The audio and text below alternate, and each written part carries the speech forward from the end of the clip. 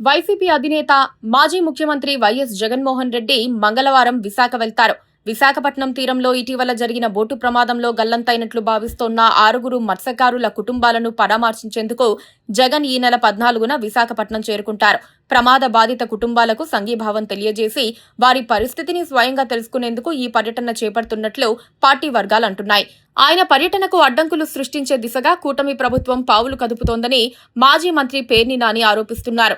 విమానంలో రాకుండా అడ్డుకుంటే జగన్ రెడ్డి రైల్లో వస్తారని, అప్పుడెవరాపుతారో చూస్తామని పేర్ని నాని సవాలు చేస్తోన్న వేళ ఉత్తరాంధ్రలో ఉద్రిక్తతలు పెరుగుతున్నాయి.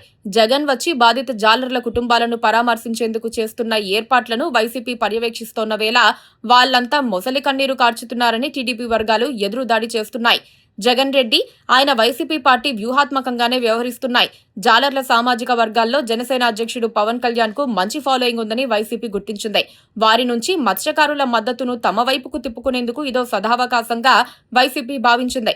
అందుకే జగన్ రెడ్డి స్వయంగా రంగంలోకి దిగారు. జాలర్ల పార్థివ దేహాలు ఇంకా దొరకని పరిస్థితుల్లోనే వైజాగ్ వెళ్లి వారి కుటుంబాలను పరామర్శించాలని డిసైడ్ అయ్యారు.